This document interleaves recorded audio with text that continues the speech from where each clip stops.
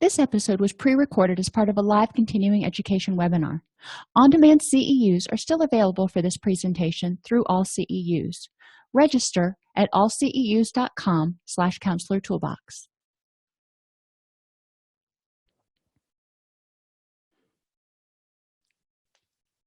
Welcome, everybody. I'm Dr. dawn-elise Snipes, and today we're talking about 20 ways to nurture children's mental health. It's actually 25 ways. I told you I got a little overzealous, but hey, we're going to identify what children need for good mental health and 25 ways to nurture that.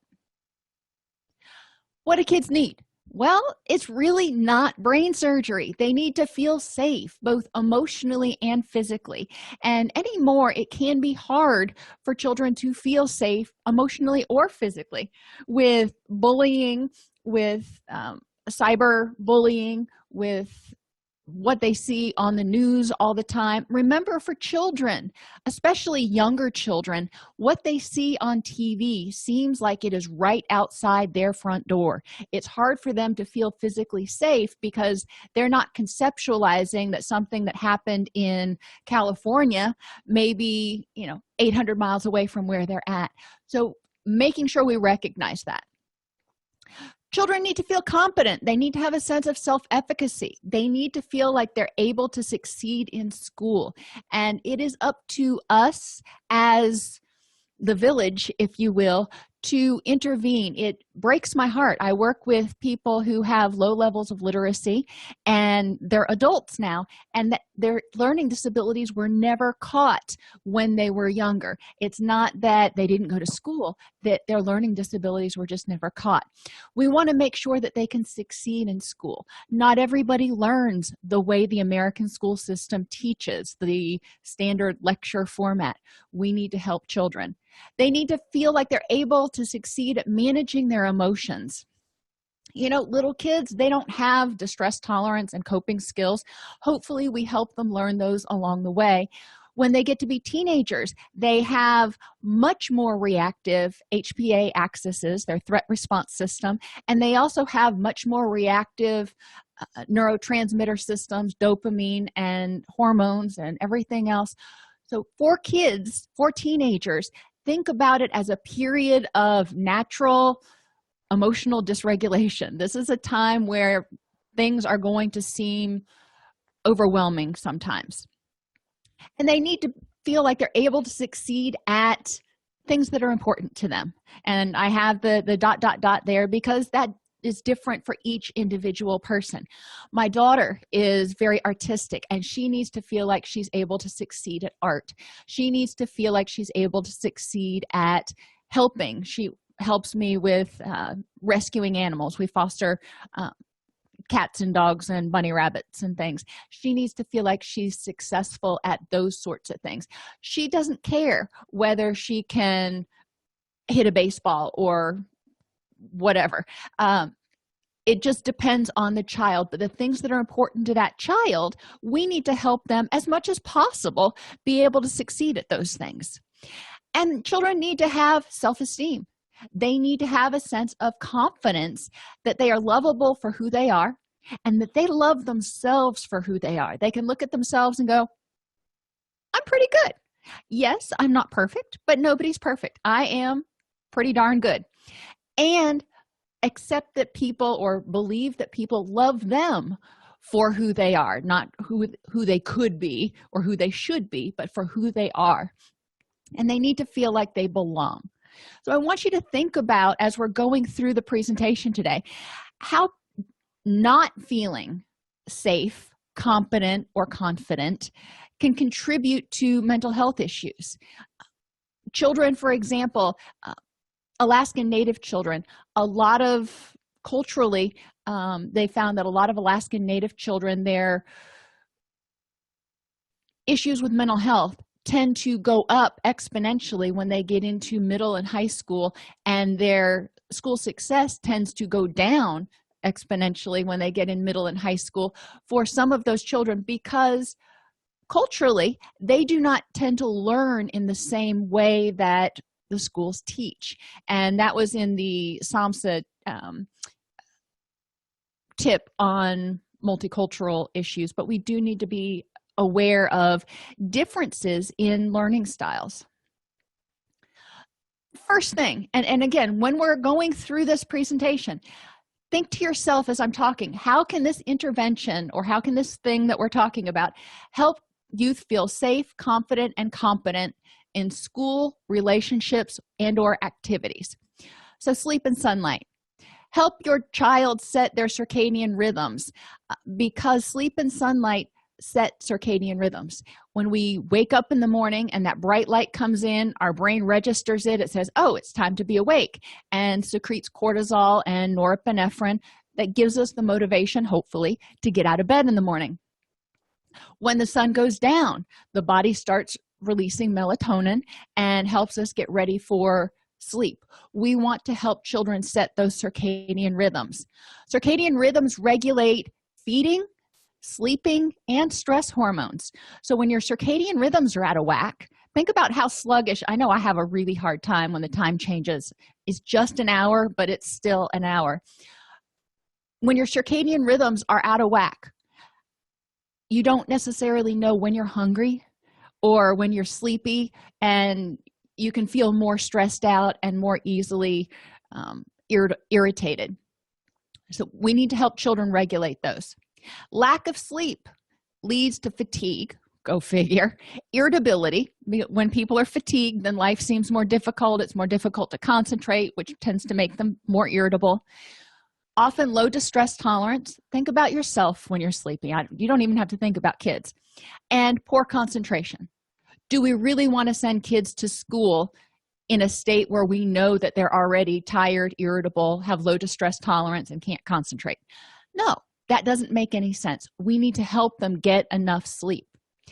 Sunlight, in addition to setting circadian rhythms, also helps the body produce far more bioavailable vitamin D than any of the oral supplements that you're going to take. It takes like 15 minutes of sunlight a day. It's not like you have to go out and bask in the sunshine. It helps set your circadian rhythms, and they found a lot of vitamin D receptors in those areas of the brain that are responsible for emotion and specifically depression. Another reason that people tend to experience more seasonal affective disorder during the winter months, or if it's been really rainy. They're not getting enough sunlight, so their vitamin D levels are going down. 2 easy things we can help kids with. How much sleep do kids need? From 3 to 6 years old, 10 to 12 hours a day. 12 to 18 years old, 8 to 10 hours per day. Most kids, if they're in daycare or preschool or whatever, they have to be up at 6 a.m. because mom and dad have to be to work. So they have to be up, get dressed, and be ready to be taken to preschool or daycare or whatever. Most kids, regardless of their age, have to be up at 6 a.m. In order to accommodate that, the 3 to 6-year-old probably needs to be in bed by 8. The 7 to 12-year-old probably needs to be in bed by 9, and we're hoping asleep by this time. And the high schooler would benefit from being asleep by 10 p.m. So if your child goes to bed and has 2 hours of wind down to do, then when they go to bed doesn't count. We're talking about sleep time here. They really need that good, solid sleep time, which is difficult, but it is helpful if we model it ourselves. If we are modeling 3 hours of sleep and lots of coffee, then our teenagers especially are going to go, I learn more from what you do than what you say. Help children create a sleep routine. And you can go to allceus.com/sleep and watch the video that I did on sleep hygiene. Help them create a sleep routine, the same roughly 3 things that they do every night. With little kids, they eat dinner, they take a bath, they read a story, they go to bed. That cues their body to start priming the melatonin to get ready for sleep. Whatever your kids want to do within reason, try to help them develop a routine with roughly the same 3 things. They eat dinner, and then what do they do? Eliminate caffeine. And I know there are some teenagers out there that would look at me with darts coming out of their eyes. Caffeine stimulates your HPA axis, your threat response system, which leads to a perpetual state of stress. Caffeine has a half-life of 5 to 8 hours. Half-life. So if you drink caffeine, let's just go on the 5 side, let's be real liberal here. If you drink caffeine at noon, half of it is out of your system by dinner time, and it doesn't fully get out of your system until 10 or 11 o'clock at night. When caffeine's in your system, your HPA axis is revved, which means you're not going to get quality sleep. Chronic caffeine intake has been shown to increase serotonin and acetylcholine, which we know too much serotonin can actually lead to anxiety, and inhibits the release of GABA, which is our natural Valium. So we've got increasing something that increases anxiety and decreasing something that decreases anxiety. So we're setting people up for higher anxiety or more alertness, whatever you want to call it. It reduces the number of active receptors. Your brain becomes tolerant to caffeine when you're regularly flooding it with caffeine and increasing the amount of serotonin. It's going to shut down some of those receptors so the system doesn't overload. In addiction, we call this tolerance. So when you stop drinking caffeine, and any of us who've tried to quit caffeine know what those first few days are like. You feel sluggish, lethargic, sometimes apathetic. You have headaches. It's your body has become used to having the caffeine. Once the body realizes you're not going to be flooding it with caffeine anymore, then it'll start opening up those receptors again or turning them back on. But until that point, the person may feel flat and sluggish. What do we usually do if you're a chronic caffeine drinker or eater? Then when we feel this way, a lot of times we just go have another cup of coffee. So we're keeping this perpetual cycle going on. A lot of times keeping that caffeine in our system until the wee hours of the morning, which impacts our sleep. Chronic caffeine also reduces cofactors necessary for neurotransmitter synthesis and inhibits the absorption of iron and B vitamins involved with the synthesis, involved with making serotonin, dopamine, and GABA. Those are all things that are important for us to feel happy and calm and energized and focused and all that stuff. If kids are drinking caffeine, not only is their system more responsive to chemicals like caffeine, but we're setting them up so their body is not able to maintain the neurotransmitter balance it needs for calmness. And people often use caffeine to compensate for inadequate sleep. So instead of getting more sleep, they just drink more caffeine, which again makes the situation even worse. To help youth stop caffeine, have them gradually wean off of it and find alternatives to drink. Nutrition. In addition to cutting out caffeine, what people eat provides the building blocks to make the neurotransmitters responsible for mood, motivation, libido, concentration, and energy. Most of these we want our kids to have. It maintains a healthy gut microbiome, which is where 80% of the neurotransmitters are actually produced, and it can help prevent leaky gut, which is also associated with depression. And you can watch the video on gut health for that one. But recognizing that it's important for youth to have enough fuel in their tank to keep them going, and that will help them feel happier. But if they're getting the proper nutrition, then their body can make the serotonin and the dopamine that they need to feel happier, to feel content. The body will take those building blocks and synthesize what it needs. Deficits of specific nutrients, specifically vitamin A, B6, B12, C, folate, iron, zinc, and calcium, are associated with lower grades, lower mood, poor concentration. It's not super hard for them to eat a healthy diet. Involve youth in creating a weekly menu. Get them involved in thinking about making sure they're getting 3 colors at every meal. Encourage them to maintain an online food diary, not to be obsessive about calories, but to know what sort of nutrients they're getting so they can see, and you can see, if there is a nutritional deficit somewhere in there. If they're eating all white foods, for example, and they're not getting enough vitamin C. You can see that really easily. Encourage them to eat colorfully with 3 colors on their plate at every meal: yellow, red, green, blue, purple, black. I kind of lump all those together, and brown. Obviously brown goes in there. Start a hydroponic or a regular garden. Kids like doing this, and if you have things available for them to munch on, they're going to munch on them. It's just human nature. If the hydroponic garden is on your counter, then the fresh vegetables are right there. Or you can obviously start a regular garden. And keep fruits and chopped vegetables easily accessible. Have them on that shelf that meets your face as soon as you open the refrigerator door. Have them already washed and chopped and available with a little dish of dip or something to make it a little bit more enticing to children who might be looking for something that is more highly processed. You can go online and you can find posters that help children figure out what foods go in what color group, if you will, so they can figure out, am I getting food from the rainbow every single day? Exercise has been found in hundreds of studies to improve mental health. Exercise releases serotonin. Exercise can release endorphins. Higher physical activity and physical fitness levels are associated with improved concentration and memory.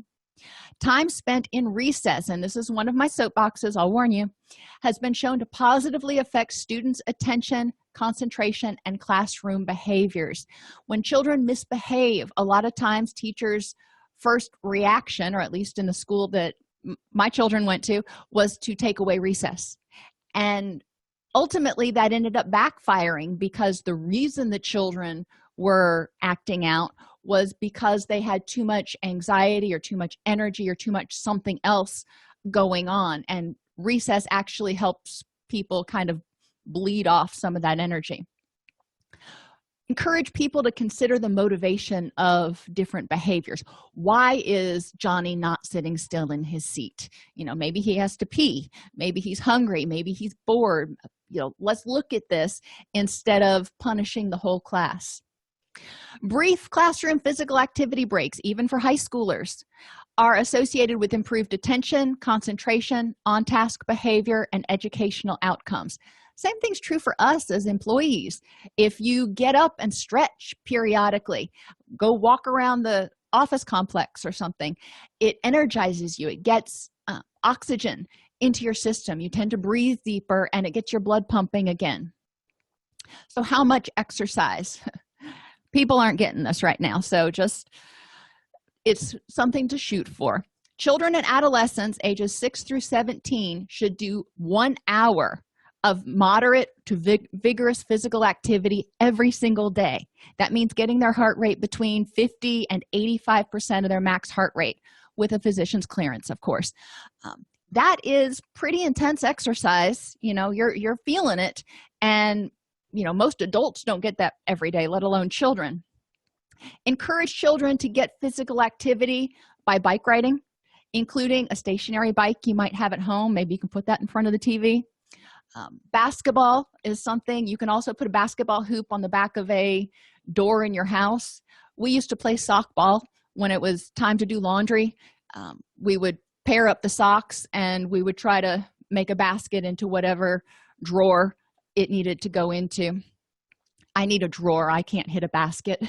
Walking inside, you can play balloon toss. If you've ever done that, you can get out of breath. Kids can play tag. Dancing, just turn on the music and dance like a crazy person.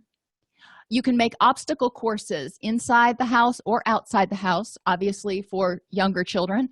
And a mini trampoline, having it inside the house, is another thing kids can do that can help them get out some energy. Think about things that get their blood moving. There is another website that familyfuntwincities.com has that you can go look at later. They have tons of awesome suggestions for ways to increase kids' physical activities, even on days when they can't go outside because of weather. Youth need to relax and recreate. And you think, well, they're kids. That's all they do. A lot of times they don't. It's not just sitting down and being still. Relaxation is the state of being free from psychological and muscle tension. How many of us can say that we know that our kids are free from psychological tension for any notable period during the day? Many youth get up, go to school, come home, do homework until 8 or 9 o'clock, and then go to bed with little time for true relaxation. We need to help kids figure out that this is important and help them figure out how to manage their time so they can fit in some relaxation and recreation. Things you can do, guided imagery. And with little kids, this can be a really fun activity because you're providing guided imagery to a place they want to go. Maybe they want to go to Mars or fly a spaceship or whatever it is. Okay, it doesn't have to be somewhere where they can actually go, but encourage them, use all of the senses and help them, use mindfulness, if you will, doing the guided imagery. Tell me about 5 things that you see up here in space, and tell me about what does it smell like. Encourage them to walk through that and focus on that. When they're doing that, they're not focused on other stuff. They don't have monkey mind going on, and their body is able to calm down a little bit. Yoga and Tai Chi, they have videos online. They have books that you can find and classes. Yoga and Tai Chi for kids is excellent. It helps them calm themselves and learn to be more controlled. Both of these encourage deep breathing, which trigger the relaxation response. And progressive muscular relaxation, it's something they can do in bed, but it's also something that they can do even in school if they start getting stressed out. Noticing the difference, and they go from head to toe or toe to head if they're going to do the full body thing. But noticing the difference between tense and relaxed, and tensing and relaxing a muscle group, I usually do it 3 times, and just noticing that, and then regularly scanning the body to notice if they're feeling muscle tension. Once you start noticing the difference between tense and relaxed, you'll start noticing, even in us adults, I know I can notice periodically when I do my body scan, I'll be like, oh, I've got some muscle tension in my neck. I need to roll my shoulders and sit up more straighter. Help children learn these techniques early on so they can give their body and that HPA axis that break, which will help them feel less anxious, more energetic, less depressed. Screen for autism. 1 in 59 children, according to the CDC, has autism. When we screen for some of these things that we're going to talk about, we help children become more effective in daily living as well as in school, which contributes to their sense of effectiveness and competence, and it contributes to their sense of self-esteem because they feel good about who they are and are able to feel like they belong. We want to screen for developmental delays, cognitive, social, emotional, speech and language, and fine and gross motor. And some of the developmental delays overlap or are symptomatic, if you will, of other issues we're going to talk about, like ADHD. A lot of kids with ADHD have very poor fine motor skills. We want to kind of take a look at that, and that may need to be addressed some. Learning disabilities impact up to 10% of children. So when you're looking at a classroom, there's at least 1 or 2 kids in there, if not more, who have a learning disability in every single classroom. Learning disabilities prevent children from feeling successful in school if they go undiagnosed and unaddressed. ADHD makes it difficult for children to focus in school, and sometimes makes it difficult for them to sit still, which can contribute to behavior problems. I'm not going to go down this road right now, but I will tell you one of the best movies or lectures I ever watched, and I hate lectures. I hate podcasts. I'm not an auditory learner. So for me to say this one is awesome, trust me, it rocks. It's called Asperger's Disorder and Other Common Misdiagnoses and Dual Diagnoses of Gifted Children. Strongly recommend, if you work with kids or you have kids or you work with parents, that you spend the 56 minutes to watch this video. It's entertaining. It is eye-opening in so many different ways. And it was done by the University of Wisconsin Medical School. Mood disorders. 3% of children have depression. 8% of children under 18 experience anxiety. And 4% of children under the age of 18 have diagnosable PTSD. Well, if they've got it, it doesn't mean they have to keep it. We can help them learn to deal with it. We can help them recover from it. So it's important for mental health to address things as early on as possible. If you can't prevent it completely, early intervention is the next best thing. And thyroid disorders. 4.6 of the U.S. population age 12 and older has hypothyroidism. Hypothyroidism is one of the most common causes of intellectual disability. Who knew? I didn't until I found that statistic. It's important if a child seems sluggish, if a child seems like they're not gaining weight, if a child seems like they're tired all the time or having difficulty concentrating, encourage parents to talk with their pediatrician if they think there might be a thyroid issue. Thyroid issues are also, a lot of the symptoms of hypothyroid look like clinical depression. That's another thing that we want to look at because, number one, SSRIs are not cool for kids under the age of 18. They have that black box warning. But also, if a child's depressive symptoms are caused by hypothyroid, then antidepressants wouldn't work anyway, and thyroid medication would. Environmentally, what can we do? We can help children learn to identify how they learn best. Do they learn best visually, auditorily, or kinesthetically? And teach them how to modify their learning environment. Like I said, not everybody learns by listening. Some people like me in college, I hated lecture classes because I learned by reading. I would take notes, I would highlight my book, but I would know that that hour in class was probably not going to be where I was going to do most of my learning. People who learn auditorily, on the other hand, when they're reading a lot of books, it's hard for them to get that information. But if they make notes and then they record those notes and listen to them, then they can start learning. We want to help children learn how to take what they're given and manipulate it so it is in their preferred learning format. And reflective and active learners, we don't talk about that a lot. Reflective learners don't have that aha moment right away. They take in all the information and then they'll have this light bulb moment. Active learners are processing things as they go along. I always make the analogy of math class. When I was in math class, I am very much a reflective learner, and the teacher would be writing things on the board and going, okay, you do this, and then you do this, and of course you do this, and I'm sitting there going, oh yeah, of course. I have no idea what's going on, but I'd be taking in the information.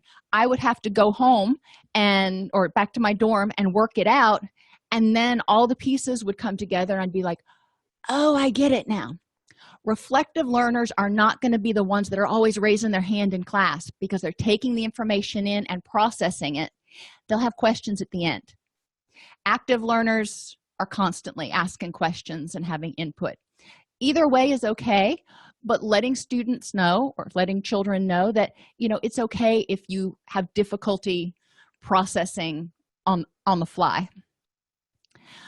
Apply what they learn to things that are important or useful to them.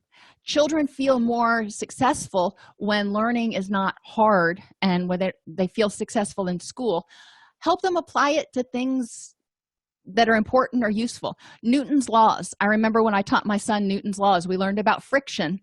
We had wood floors in our house and we put on socks and we went down the hallway with our socks on and we were slip sliding and having all kinds of fun. And then I was like, okay, now let's take our socks off. And we went down the hall and, neither one of us stayed vertical for too long. And then we talked about friction. Biology, when we were going through early biology, he got excited about it because instead of just, here's a chapter on a cell and here's a chapter on amoebas and we got our um, our neighborhood certified as a wildlife habitat by the National Wildlife Federation. So he had to take everything we were learning and apply it to that, which, for a second grader needed a little bit of help, but it was a fun project. Hand washing and staying healthy. Sometimes kids don't want to wash their hands. Well, let's help them see how it can benefit. Just like adults want to know, why do I care? Kids want to know, why is it so important that I remember this stuff? So help them figure out why it's important. That will generally take away some of the frustration and maybe prompt a little curiosity.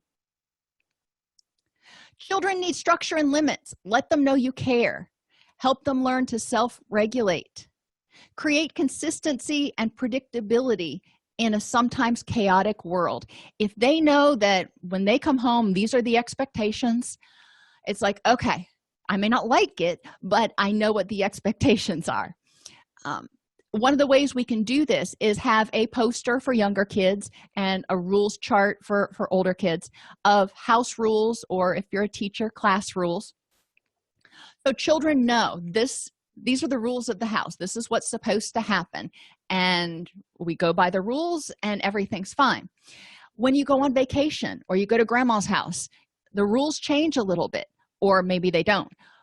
But having a rule set so the child knows ahead of time what's expected can be really helpful. Review rules regularly before getting out, like at the park or at grandma's house. When you go to the park, maybe review and say, you know what, we're getting ready to go out to the park. Now tell me, when we're on the playground and you have to go to the bathroom, what do you need to remember to do? And the answer in our house was, tell you, mommy, so you can walk me to the bathroom. Exactly. Whatever the rules are, go over them briefly. Don't make too many, don't want to over control kids, but that gives them structure and limits so they know the expectations and there's no ambiguity. Ambiguity creates anxiety. Oops. Reduce exposure to adverse childhood experiences, which include direct or indirect physical, verbal, or sexual abuse or neglect, family members with addictions or mental health issues, and caregiver loss. Now, some things we can't prevent. If you've got a family member that has depression, you're not going to say, oh, we can't go see that family member. No, goodness, no. But we do want to, in that case, regularly discuss children's feelings and thoughts about what's going on. If, that family member, maybe it's mom has postpartum depression or something, we want to regularly talk with the child and make sure the child's not personalizing it and understands as best as they can, for whatever their age is, what's going on. We want to encourage parents to practice self-care, because if mama's happy, people are happier. But when our parents are happy, they're able to more effectively attend to children emotionally and physically. Encourage parents or caregivers to connect with children daily, even if from a distance. When parents get divorced, the non-residential parent may call every single evening to talk to the child, and that helps the child feel less of an abandonment issue. If a parent is in the military and gets deployed for 6 months, it may not be practical to call every single day. Sometimes they can write letters ahead of time, and the stateside partner can give the letters to the children, once a week, or probably not going to have one for every day. But they get a letter from the deployed parent periodically and frequently, so they know that that parent is still thinking about them, even if they can't have a live chat. Emotional and physical safety. We want to keep environments free from threats to their physical safety. Obviously, there's only so much we can do when they're not within our household, but we do want to work with the schools to prevent as much bullying as possible. We also want to encourage them to have an environment that's rich with images that help them feel safe, special, and included. One of my favorite books is Dr. Seuss' Oh, the Places You'll Go. And it is such an empowering book for a lot of people to read. It starts out, you've got brains in your head and feet in your shoes. You can go anywhere that you choose. A great little book for people to read. You can get as a poster for children's rooms. And yeah, I use it even with adults because it is awesome. For music, examples can be The Middle by Jimmy Eat World or Confident by Demi Lovato. Encourage them to listen, because sometimes kids start listening to things that are very angry and depressing. We want to encourage them to listen to some uplifting stuff too. And help them watch inclusive television shows. If they feel different in some way, helping them find a television show that validates that they're awesome however they are. Adults in the environments need to be responsive to the needs of children as well. And again, that means just paying attention and being there for them in order to create that secure attachment. Children need safety from that internal critic. Teach children about negative self-talk, that internal critic that tells them that they're stupid or whatever. Don't model negative self-talk or use global criticism, like saying, I'm an idiot. I do it occasionally. I still do it occasionally, but I always check myself and step back from that and go, that was a silly thing to do. Because when children hear us using that global talk, they start using that global talk, and then they program that internal critic. Teach children to separate fact and feeling-based reasoning. For example, a lot of times if a child does something and they feel stupid, then they say, I am stupid. And that's not true at all. You feel foolish for this act that you did. Okay, that's a feeling. You may not have the information you need, or you may be ignorant about this particular thing. It doesn't mean you are stupid. Differentiating that from an early age so that pattern of thinking doesn't become ingrained can help them feel much more empowered, have higher self-esteem, and feel happier. Teach them to focus on objective facts instead of feelings. What are the facts supporting your belief? Help them identify and address things over which they have control. And when they're real little, you may have to help explain things. You don't have control over what Sally does. You have control over how you react to what Sally does. And help them develop skills to accept that which they have no control over. You don't have control over Sally, and if she's just in a mood today and maybe she didn't take her nap, then she may be cranky on the playground. So what else can you do? If you can't control that situation, how can you control your reaction? Interpersonally, children need attention and unconditional positive regard for who they are as people, not what they do. Who they are. They are loving, creative, smart, awesome little people. We want to make sure that we are regularly providing, as teachers, school counselors, parents, whatever, authentic praise and genuine interest. Kids can tell if you're faking it. Be authentic with your praise. If you're excited about something, tell them. And remember to put in the praise. Too often, we are quick to criticize, but we take for granted the things our kids do well. If they get an A or they clean their room well or whatever, we need to make sure to tell them, provide that authentic praise. And when they talk about something, show genuine interest. If it's not something you have genuine interest in, then talk about something that you do have genuine interest in. Communication skills. We want to teach children assertiveness from the beginning. If they're able to communicate their wants, needs, and feelings, they're going to be much happier all the time. Start out by role-playing. This is easier. And insist throughout the day, not just during the role play, that when children get upset, they use the phrase, I feel blank because blank, and to use objective language. Instead of saying, I feel angry because Susie's stupid, not a good example, but whatever, that's not helpful, or because Susie's lazy. We can say, I feel angry because Susie didn't want to come over and play today. That's different. That's objective. Lazy, I don't know what you consider lazy. Another example, I feel angry because you won't let me stay out after midnight. A lot of us have heard that. And as parents, we can respond with, I hear you're frustrated and I realize it seems unfair. However, I believe that it's important that you get adequate sleep and you can see your friends tomorrow. So I feel or I think, followed by objective reasoning.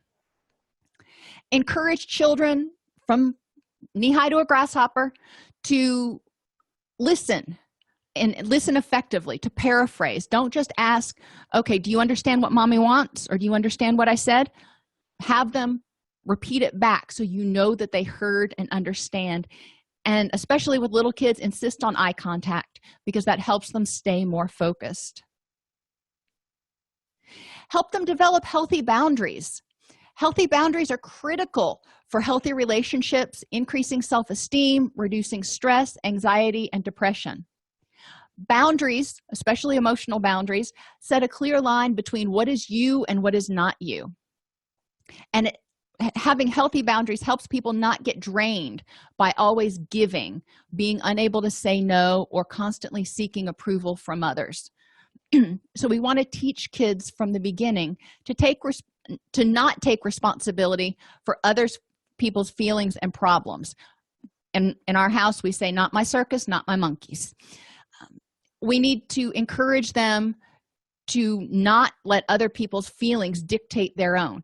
If my kids come home and I've had a crappy day and I'm in just a sour mood, I don't expect them to get all grumpy and walk around on eggshells. If they're happy, more power to them. If I want to continue to nurture my anger, that's on me. Sacrificing your own needs to please. We want to make sure that children don't feel like they need to sacrifice their needs to make others happy, like letting everybody in the class copy off of their test. And we want to teach children to not blame others for their problems. So not only are we not taking on other people's problems, but we're also not blaming others for our problems. We're accepting what's ours and leaving with them what's theirs. Encouraging kids to ask for help. Social support, I've said it a million times, is one of the greatest buffers against stress. Help can come in the form of encouragement. Sometimes you don't need somebody to do it for you. You just need somebody to go, you got this. It can come in the form of empathy. Yeah, this is a really stressful time. I can't imagine what you're going through. Or it can come in the form of assistance. I need help moving this box, or I need help with doing this math. Asking for help does not represent weakness. We need to make sure that kids understand this. Nobody knows everything about everything. That's not how the world works. Encourage children to ask for help when needed. Now, we don't want them to ask for help all the time because there are things that they can do. We want to empower them to do what they can do on their own. But when they reach that stopping point, when they get that stuck point, be willing to ask for help. And then we can use scaffolding to help them learn the skills and tools they need to do it on their own next time, if possible. Some things they're just never going to be able to do on their own. When I move big bales of hay, those big rolls of hay, one person is not moving that. There is no way with no amount of scaffolding am I ever going to be able to move that myself. So I'm going to need assistance doing that, or I'm going to get hurt. And we want to help children learn how to find appropriate assistance. And this is something I've struggled with my kids, especially my son, because he will hit a problem and then he will just sit there and stare at the computer screen. And I'm like, okay, well, you've been staring at the computer screen for 2 hours. How could you have solved this problem? Where could you have looked for help? And, you could have asked me. You could have gone on YouTube. And usually it was with his math, and there were a bunch of good YouTube videos we found for math. And we would just brainstorm where he could have gone or how he could have gone about solving the problem instead of sitting there and looking at the computer screen for 2 hours and getting nowhere. We want to encourage children to appreciate individual differences. Help them synergize. This helps them revel in the strengths of other people so they don't feel jealous or envious or inadequate when they don't have somebody else's strengths. But it also helps them revel in their own strengths and go, okay, I bring this to the table. Extrovert versus introvert refers to the people in the environments. Extroverts love being around lots of people, and they can talk like nobody's business. And that's great if you're in sales or whatever. And that is wonderful also for if you do group projects at school, the person who has to talk about what the group did. And then the introverts may not want to be, in the center of attention all the time. They may want to be in smaller groups, and that's okay. Recognizing what they bring to the table. Sensing versus intuitive represents how people conceptualize things. Sensors tend to look at details, and intuitive people, they're the big dreamers. When we write grants, I would have the big thoughts. I was the intuitive dreamer. I was like, okay, we have $250,000. This is how we can spend it. And then I would have other people who were more sensing oriented go back through and identify places where I had made some leaps in logic and not explained my thought process. The same thing's true with kids at school when they're doing group projects or whatever. Thinking versus feeling, this goes to motivation. Thinkers are motivated by right and wrong and justice, and feeling people want everybody to get along. That's okay. We need both types of people in this world, and that balances each other out. And then judgers and perceivers, time management. Judgers, we are structured. We like our timetables. Perceivers are very spontaneous. Perceivers keep a little bit of fun and spontaneity in life. And us judgers, we keep them reined in a little bit so they don't go too far afield. Recognizing how the different temperaments can synergize in the classroom, with friends, in relationships, or even in your house. If you've got multiple people living there, you probably have multiple different temperaments. And that helps reduce arguments and frustrations and helps people understand the behaviors of one another easier. We also want to help them appreciate individual differences of other people, their talents, like public speaking. Some people are great at it, some people not so much, but that's okay. Sports, science and math, art, the list goes on. We all have our own unique talents, and encouraging youth to revel in their unique talents, find them and nurture them, and not worry about the fact that they may not have this other talent over here that the kid down the street does. Emotionally, mindfulness and emotion identification. Children who can identify their vulnerabilities, they can say from the jump, I'm feeling a little off today. And they can identify their emotions, can intervene before they enter the red zone, that zone where they are completely emotionally dysregulated already. If they start feeling these urges, that you get that feeling in the pit of your stomach, or whatever physical sensations you get before you get angry or anxious, they feel that coming on, then they can intervene early before it becomes a crisis. Mindfulness activities we can do with our kids: model emotional vocabulary with the phrase "I'm feeling because," to help children not personalize and use begin to learn to use feeling words. Once they start using them and get comfortable with them, then they will use them more and start developing that vocabulary. I remember when my son was about 3, maybe a little bit older, we were at my office, and I don't remember what it was that got him upset, but we were walking down the hallway of the residential unit, and all of a sudden, out of nowhere, he clenches his fist and he goes, "Mommy, I am so angry." Okay. And so we stopped right there and we had a discussion about whatever it was that was making him angry. But he noticed that he was angry before he got to the point where he had a complete meltdown, and we were able to start talking about it.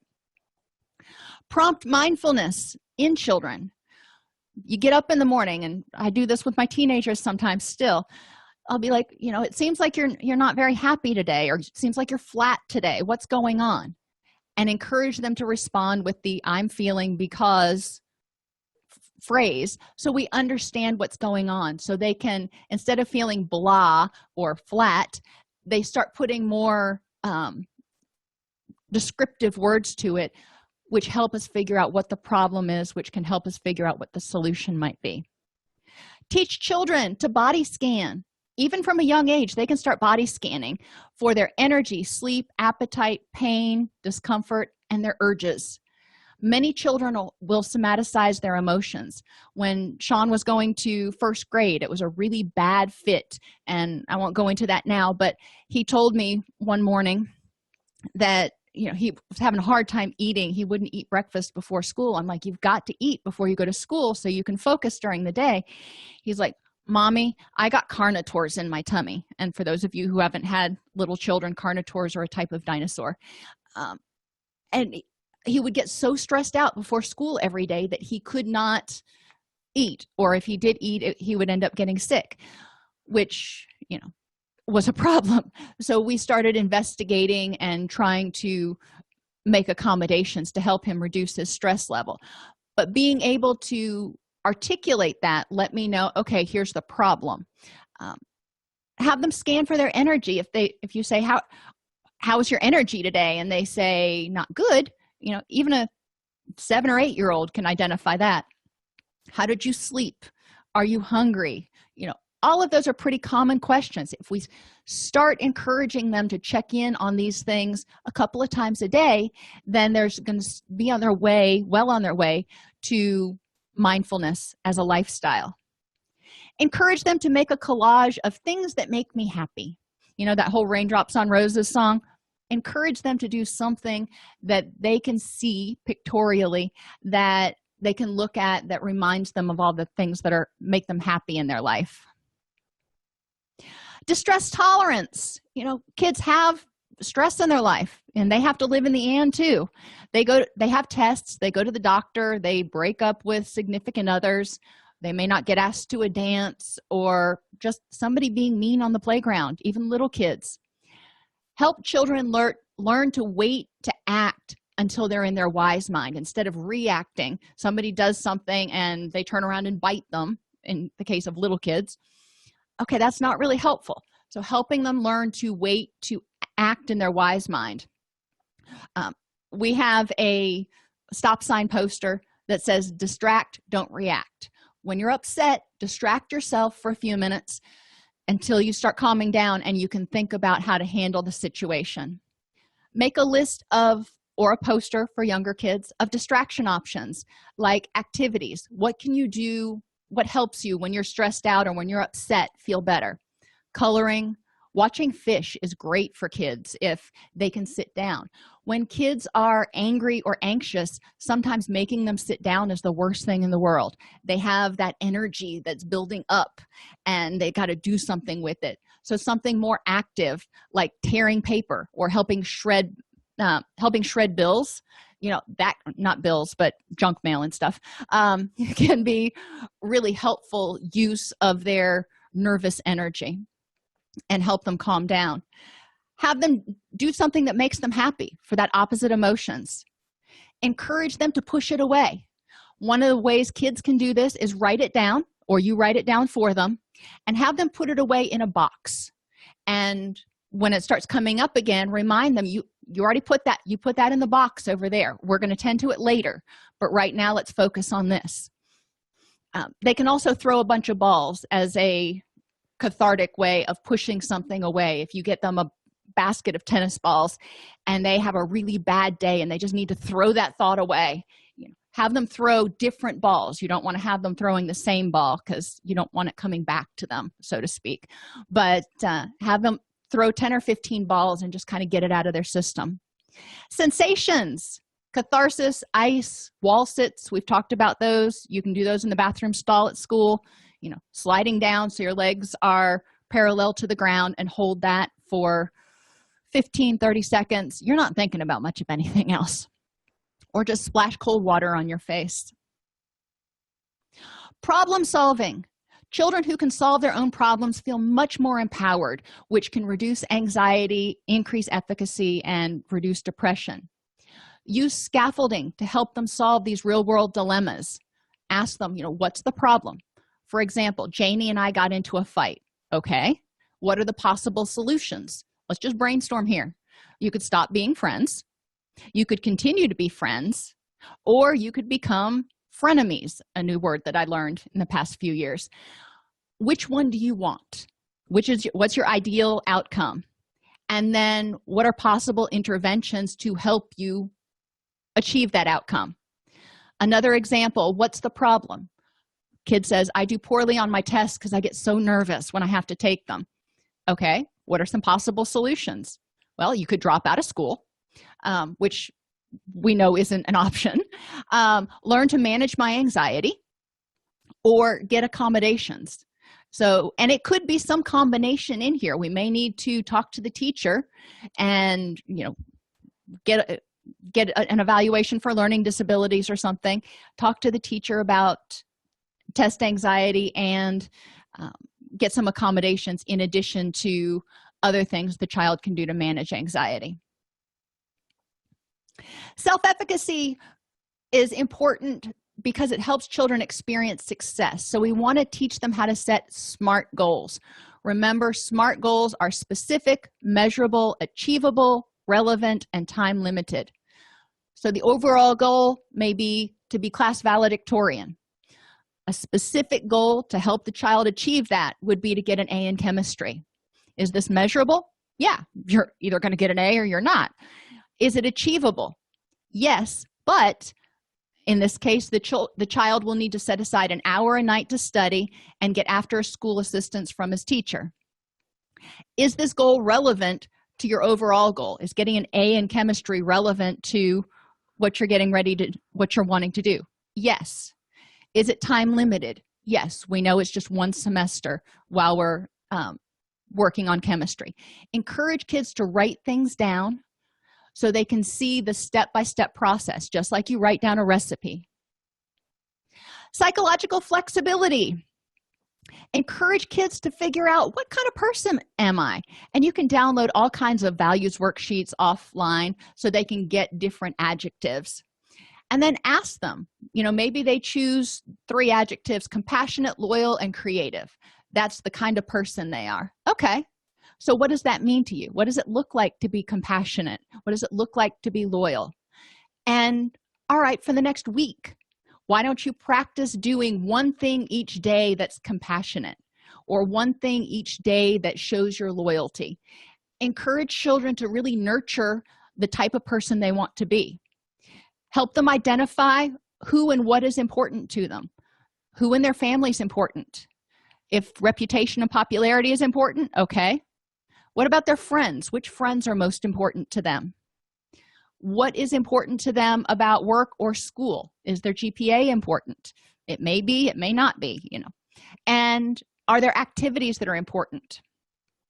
If, for example, football is important to somebody and their GPA is not really, and they start getting poor grades, we want to help them look at the fact that in order to play football, they need to maintain at least a whatever 0.0 GPA, so they can see how working on their GPA and doing their schoolwork is important to helping them achieve some things that are really important to them, like being on the football team. We want to encourage them to know how they feel at any particular point in time. How do I feel right now and why? Maybe I feel angry because I don't want to study. And how could I solve this problem in a way that'll help me get closer to what's important to me? Well, I could continue being angry, but that's not going to help me pass the test and stay on the football team. So what can I do? Cognitive distortions. Help kids learn how to address these, the all or nothing thinking. Have them find exceptions to when this doesn't happen. It doesn't happen all the time. What's different when it's not happening? Or if it does happen all the time, help them find solutions to it. Every relationship I get into with somebody ends up badly. Okay, well, if we look and see that that's true, what are some of the solutions to that? Fallacy of fairness. Kids have this one a lot. I tell my kids, you know what? You may not have caused it, but you're going to have to fix it. You may not have caused this problem, but you're going to have to do something to address it. Encourage them to use that psychological flexibility to address the effectiveness of staying angry. Does staying angry help me achieve my goals? Probably not. What else could I use that energy for? Magnification, kids making mountains from molehills about bad things. Have them evaluate the facts to see, is it really that bad? Encourage them to not minimize the positive, so they can remember the positive things. And when it comes to personalization, reflect on what parts were their responsibility. Encourage kids to practice learned optimism. We are wired to pay more attention to the negative for survival reasons, which can lead to a negative outlook, which can prompt us to be more aware of negative thoughts and interpret life through a negative filter. Interventions for this: encourage them to do positive journaling or discussion. 10 minutes. Tell me about all the good things that happened today. We can talk about the rest of the stuff later, but I want you to focus on the good stuff this 10 minutes. Teach them about embracing dialectics. Teach them about living in the and. Remember, that means we can have a rich and meaningful and awesome life and also experience pain at the same time. And potentially create a gratitude wall, somewhere where they can regularly post little post-it notes of things that they were grateful for that happened that day. Help children develop self-esteem through radical acceptance of their strengths and weaknesses, and again, that whole appreciation for synergy. Help children prevent vulnerabilities, enhance mental health by helping them address cognitive and emotional issues, ensuring they have a safe environment, and teaching them healthy interpersonal skills so they can get support when needed and prevent getting burned out. Children need to feel like they are loved, they belong, and they are capable at home, school, and in relationships. If we can help them do that, we will help them prevent a whole lot of mental health issues. Thank you for being with me today. Are there any questions?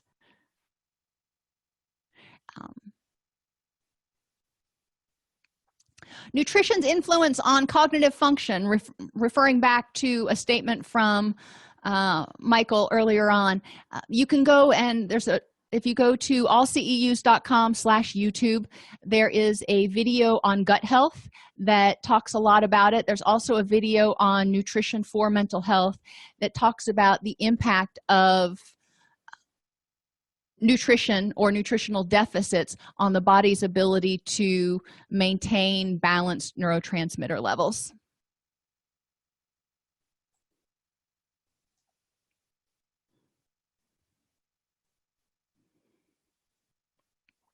One thing you can do with the Grateful Wall, if you're a school counselor, for example, or even a teacher, is have kids, again, write on that Post-it note something each day and just make a wall collage out of it so they can come in and see what's good in their school. It's not just their gratitude, but it's everybody in the school's gratitude, or everybody in the class's gratitude.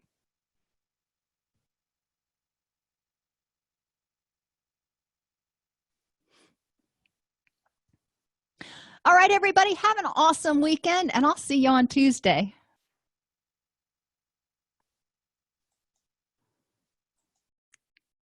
If this podcast helps you help your clients or yourself, please support us by purchasing your CEUs at allceus.com or getting your agency to sponsor an episode. A direct link to the on-demand CEUs for this podcast is at allceus.com/podcast CEUs. That's allceus.com/podcast CEUs. To sponsor an episode of Counselor Toolbox and reach over 50,000 clinicians per week, go to allceus.com/sponsor. Thank you.